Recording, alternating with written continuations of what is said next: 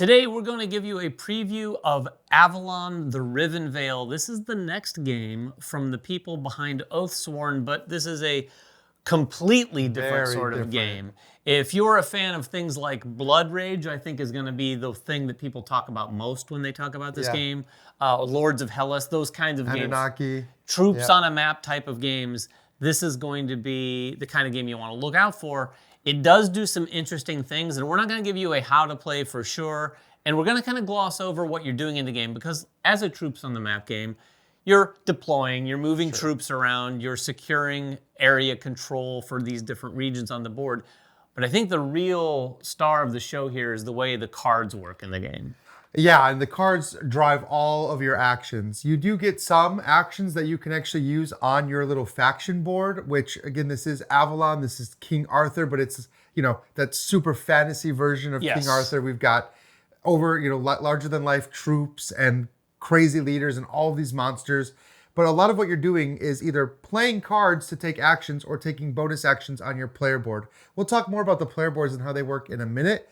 But the card system is so unique in that the cards are divided into 4 different types of cards, which are not exactly one-to-one translations to take this action, but they are kind of, because each deck of cards, and you can see off to the side, we already have them kind of divided into their 4 piles, and each one does kind of show you some version of an action you'll be able to take when you play them. Yeah, those various actions are going to be deploy, move, settlements, and then there are some war cards, or battle plan cards as they call, that are used during the war phase. Those other 3 types of cards, those are going to be cards you play. And like Ryan said, the deploy cards are always going to deploy in some way, shape, or form, but they might do a few other things, maybe even some of the things that you'd expect from some of the other cards, and vice versa. All the cards work that way.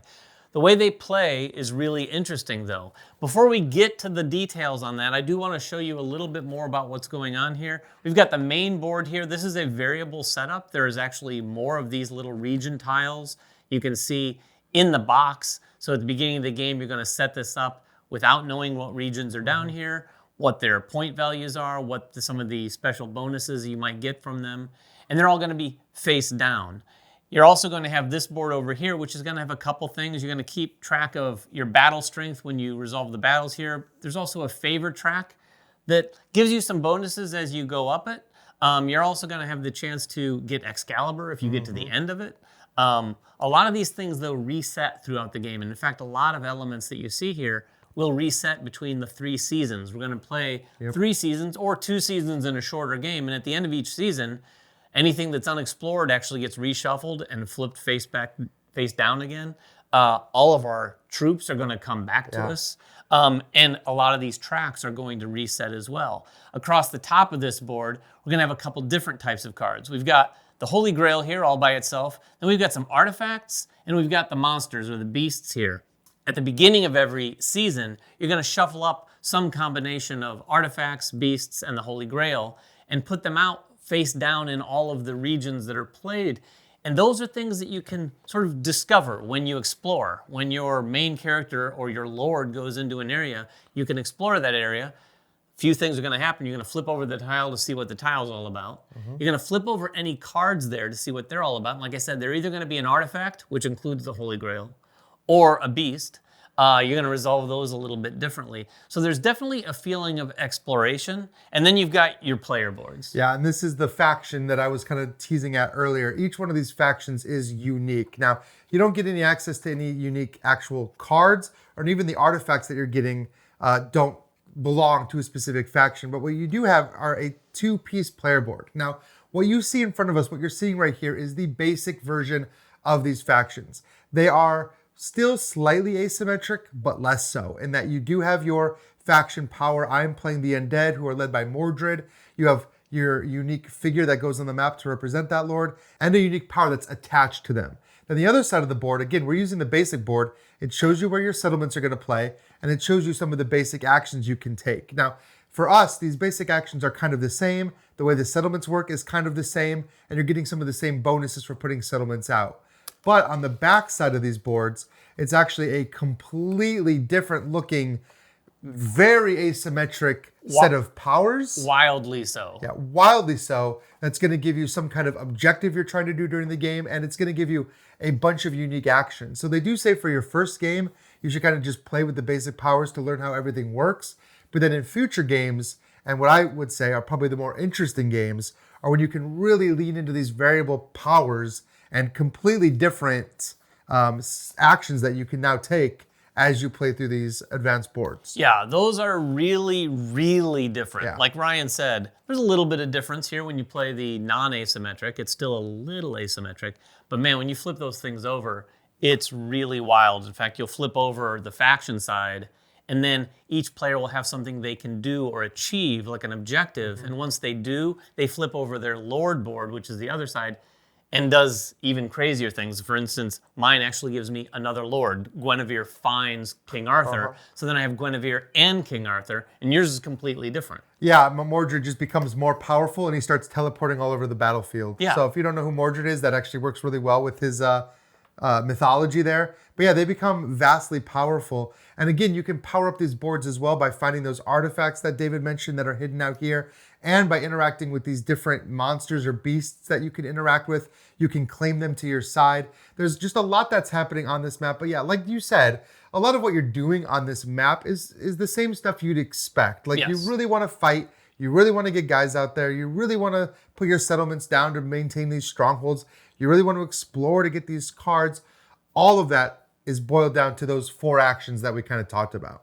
Yeah, there are a couple twists, like Ryan just mentioned. Those cards are going to feel a little bit different as you explore. When you, like I said earlier, when you flip over an artifact, that's going to be something that you'll ultimately fight over during the war.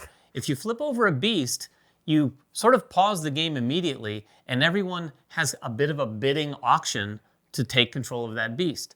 So a beast gets flipped over, and you're like, okay, and that's one of the uses for your cards. I think that's good because, yeah, one of the things we probably should have mentioned this earlier. The cards are incredibly multi-use. Incredibly multi-use. Crazily multi-use. That's just the first part. The other part of how you're going to use your cards, like we've alluded to many times now, is the main part of the game. The game is going to, like I said, be broken up into 3 seasons. You're going to do the mist at the beginning of the season. And then the next part are 3 rounds, which is the preparation phase. This is where all of the actions in the game really take place before the war phase, and then you go on to the next season. The preparation phase is what we really want to focus on because the mist is really kind of an upkeep sort of it's a setup phase. I mean, you did mention the cool thing about the mist phase, just that all of the tiles get shuffled back together. Yeah. And you're basically rebuilding the board. I think it's worth mentioning that again. So even if you've kind of explored, and you'll see a game here in process where we have explored some things, but they will get shuffled in all the tiles there's tiles that weren't even used. So you don't exactly know, even going into these next seasons, what the board is going to look like. Yeah, the only ones that stay remaining is the ones where you have a settlement. Those will stay stationary, but after 1 round, we only have 2 settlements out, so a lot of these things are going to get flipped back over. But like I said, the preparation phase is where all the action takes place, and in each of these 3 rounds, you're going to be playing cards or taking a basic action if you don't want to play cards. But when you play a card, you're going to choose one of those 3 types of cards to play, not the battle plan ones, but the 3 other ones. And then you're going to look at that card, and there's a few different things on this card. In the upper left-hand corner, there is the initiative order. The higher the number, the sooner it will happen. So as everyone reveals eventually, the highest is going to go all the way down to the lowest. The next icon here is the type of card it is, and then right below that is another multi-use situation because this is the cost of playing the card. And the cost is always some other number of cards. Now, some cards don't cost any, but some cards I've seen cost up to 3. Yeah. Maybe there's more. Side note on the cards, they're all unique. All of these cards, there's no repeats in any of these cards. And then at the bottom, you're going to see the name and the ability and a few other things. Now, the battle plan cards look a little bit differently, but whenever you play any of these cards during the preparation phase, you're going to take that card and put it on sort of the face-up side of your hand. Yep. And then you're going to put any cards that are necessary to pay for that behind it. And then everyone gets this cool card, and I can't overstate this enough. This is a little thing, but it's a nice addition. It's a hand divider. It basically then gets put behind the ones you are paying and playing, and in front of the ones that are in the rest of your hand. Then everyone's going to place that all face down, and simultaneously everyone flips. And when you flip, everyone's gonna see the card they're playing. You look at that initiative order, and then you resolve in initiative order. You're going to ultimately discard the cards that you paid for them, and then resolve everything on that card. I played a deploy card here, so it's going to let me put out a various number of troops. When you put deploy cards out, you're gonna typically put troops in the outer ring or where you have settlements. However, some of the deploy cards have specific text that says, if you paid for this deploy card with a certain other type of card, you can put them in any region or something like that. Right, and this system is cool for a couple reasons. For one, it does eliminate that ability for you to look around and see what other people are potentially playing, because the more powerful a card is, generally speaking, the more other cards it costs. So if I'm sitting here watching and David puts down a stack of 5 cards, I know he's got a juicy card. So Or one. Or if he just puts 1 card down, I'm like, costs nothing. That can't be a great card. But actually turning your entire stack of your whole hand face down gives your opponents 0 information. Yeah. And I think that is really interesting. Yeah, it's a cool little touch. Yeah. I mean, it's the kind of thing, I think there's been plenty of other games I've seen in the past that could benefit from that same sort of Well, yeah, thing. where they say like choose up to 3 cards, like even, you know, combat games where they're like, you can play up to 3 cards from your hand, put them face down. It's like, well, I can still kind of tell if you're putting 3 cards down. Yeah, because you could just do this and flip it over, and it's the divider, so Right. I didn't do Right, any cards. so I didn't commit any. Which happened to us because, Yes. again, we talked about that multi-use card, and a lot of that multi-use comes down to the number. We talked about that number in this phase of the game being the initiative. So the higher your card number, you're going to go first, and that can be really valuable, especially when it comes time to be moving or exploring or even deploying, because you'll have the first choice of where you're going to move out to. But that number also is a bid of what you're going to play in front of you to take control of these different monsters when they show up in the cards. So you might be in a situation where, again, you use that separation card. I have no idea what your bid is. I don't know if that separation card is in the top, the middle, or like David just said, he flips it over and it's face up, meaning he bid 0 and I bid 7. But in some other games, you can kind of tell, you can kind of watch and be like, Yeah, because, they're not bidding anything. Right. I'll just bid 3. And get right, it. and you can't do that in this game. Yeah, it injects a little bit more mind games into the gameplay. And then you're going to do that 3 rounds every season. So once everyone's resolved their card, you do it again, you do it again. Then you go on to the war phase. Now, the war phase, you're going to basically systematically go around the board clockwise from the outer ring all the way around into the center and resolve each territory. These territories resolve either very specifically, if there's just little troops in there, you're just going to add up that strength, and whoever has the most wins. However, if there are lords or champions in there, the battle is going to be a little bit more interesting. This is where the head games really begin, because now is when you can use those battle plan cards. Now, all along, you could use these battle plan cards to pay for other cards, but this is when you're going to play them to actually do something for you on the face of the card.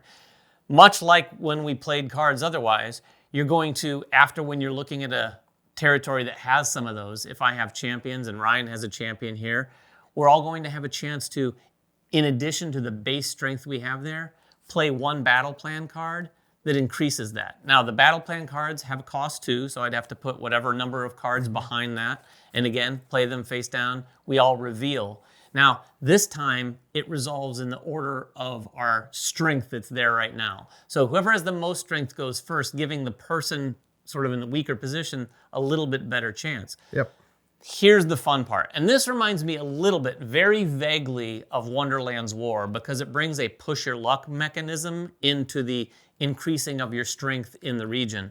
Yeah. Because if I played this battle card right here, it has a number at the bottom of it, which doesn't exist on any of the other cards. This one says 9. At this point, I'm going to take cards from any of the 4 decks into my hand privately. And I have a max additional strength that I can commit to that territory of 9. But if I draw too many cards and the values in the upper left-hand corner of the cards I draw exceed 9, I've busted, and this battle plan card will effectively fail. The ability on it won't happen, and I won't get any of the additional strength from the cards that I drew. But if I don't bust, I get all the additional strength, and the battle plan effect goes off. For instance, this battle plan says, if you win, I get a little extra, Some points and some faction little power, extra rewards. So I want to draw cards. There's a 1. Yep. There's a 5. Now I'm at 6 of 9. If I draw another one and it's more than 3, it's 2. Perfect. So I'm at a total of 8. I'd stop. The cool thing here is Ryan's not seen my cards. So he has no idea whether I've busted or how close to 9 I'm at. So then he draws cards. Once everyone has their cards for this, everyone's going to reveal those cards, and we're going to determine, okay, whose battle plan failed, how much additional strength did you get, and there's some interesting things that happen here. In this case, I'd get 8 additional strength, plus I'd get these extra rewards if I win. Right. But if Ryan busted, for example, he doesn't get any of the additional strength from those cards, but as sort of a consolation, you get half of the additional strength from the battle plan card. So he'd get 4 here. It's fine. It's fine. The worst part, though, is because he fails, he doesn't get the battle plan effect. Yeah, and also, if you fail, you don't actually have to pay for the card that you played. Which is not bad. There's a little bit of a benefit to pushing your luck. But yeah, that battle plan ability is so important. And since these cards are drawn privately, like, there's a whole other level of mind games, because David might just draw one card and stop. And I'm like, well, you're at a 9. So does that mean he drew a 5 and he wants that ability so bad that he doesn't want to risk drawing another 5? Or does he just not care and he just drew a 1 and he wants to trick me? You know, there's this level of mind games that are happening there, because you really don't necessarily want to bust. I mean, there's times where maybe it won't hurt you so bad, so you're just like, sure, why not? I'm going to win anyway. Even if I bust, I'm still getting 4. But when you really need that ability to trigger, you might stop even at 3 and go, I'm just not willing to risk pulling like a 6 or something plus out of the deck. Some of those abilities can be if you lose the battle. So you might go, you know what? That's fine. I'll lose the battle. You could look at the points and see David's going to get 3 points. So if I come in second play, I get half of that anyway. You're right. So not a big loss of points. Plus I'm getting this ability, which might be, the ability may be to do a quick shuffle of people. And if you're resolving one of these territories over here, you might be able to shuffle some of those people into a territory that hasn't resolved yet. Things like that. So there's a lot of mind games going on here. And I think it's interesting that it's not like a dice chucker. It's not a complete random fight. It's also not completely 100% deterministic. Right. It's a little bit of a mix. So it's a little bit of a mix, and I think it strikes a good balance there. Yeah, and combat, I mean, that is the whole war phase. That is where you're going to get a majority of your points in the game. You're getting points at other places. You're getting points for exploring. You're getting some points from different cards you're playing. But winning these combats is huge for 2 reasons. First of all, each one of these areas that you win is going to give you some amount of points based on whether it's season 1, 2, or 3. But also, like David mentioned, you're fighting over some of these artifacts. And some of these artifacts are also worth points or give you ways to score points, in addition to having other effects like giving you combat bonuses and things like that. So as these artifacts are turned face up, you might see one that you really want to fight over, because if you win a territory with an artifact, you get those points immediately, but that artifact comes to you and you get to place it on your player board, either assigning it to your lord or assigning it to one of those champions that I mentioned. And then that particular champion gets a little bit more powerful when they go into battle.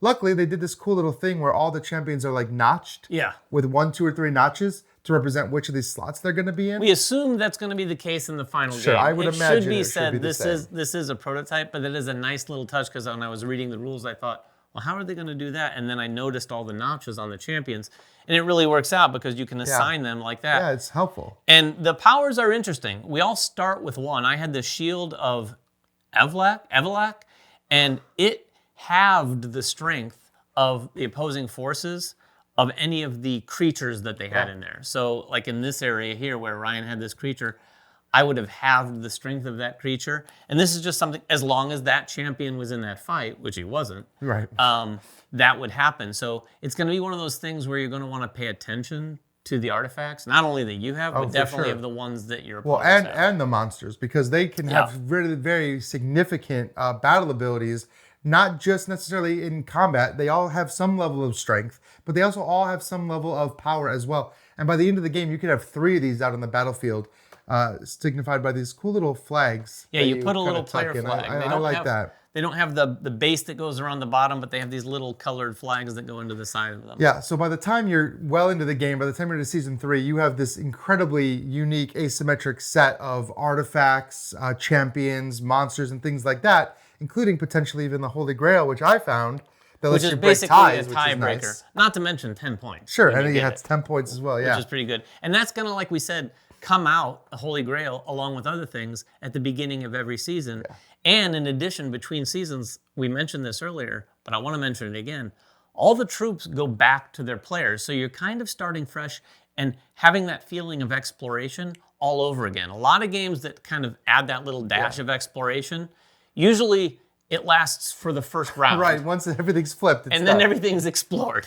This one, I think this is probably one of the reasons they did this, is it gives you that feeling of going out and exploring again, because even the artifacts that come out in territories that are already flipped, those are still face down. So in future seasons, you can go into that area, even though it's revealed, and explore it to reveal the artifact that's there, because you won't know unless you explore. Yeah, new artifacts come out every round as well. And also, you discard your entire hand at the end of every round. So there's really no for benefit. points. For points. You get points for every card you lose. So I guess there is some benefit of just like saving some of your cards, but don't think that you're going to just save up, and then have this huge season 3, because you are just redrawing back at the start of every round.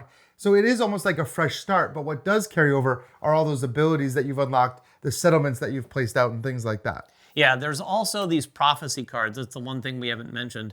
At the beginning of season 1, there'll be one prophecy card. These are effectively first 2 objectives, although everyone can do it. The first person gets a little bit of benefit. You're going to get points and some movement on the favor track. But for instance, my character on the advanced mode, I need to get prophecies in order to evolve and flip my Lord board. It's something that becomes that much more important. But these things are going to come out, 1 in the first round, and then 2 new ones in the second round, and 3 brand new ones in the third round. Yeah, and you're going to do that until you get to the end of either the second season or the third season, based on what level of game you're going to play.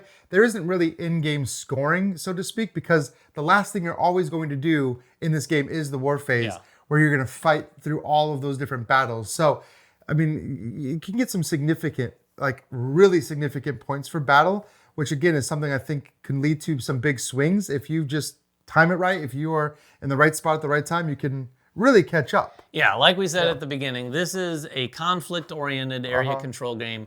If you liked something like Blood Rage, I got to tell you, this is going to be one that you want to take note of for sure. It's got that same level of conflict. Obviously, it doesn't play the same, but I think this strikes that same balance of like being fairly simple to play and offering as much of that sort of conflict-oriented feedback in a nice streamlined experience. I know those games, this game and Blood Rage can go for a while, but they're kind of elegant in their design in that respect. Yeah, I think this one it is a pretty good jumping off point for this style of game. And then for somebody like me, it has a ton of replayability, because every time you play, you want to play with a different faction and kind of explore what those factions can do as well. So I think that adds another layer onto like what this game offers. Yeah, so if you have any questions at all, please make them in the comments below. And check out their campaign as well. Obviously, they're going to have a ton more information, including 2 more factions that we can't talk about. They are off camera right now, but they will be revealed on day 1. If you haven't been to the campaign already and seen those, go over and check those out. But like we said, if you have any questions for us, make them in the comments below. We'll get down there and answer whatever we can. Until next time, though, make sure everyone has fun at the table, and we'll see you then.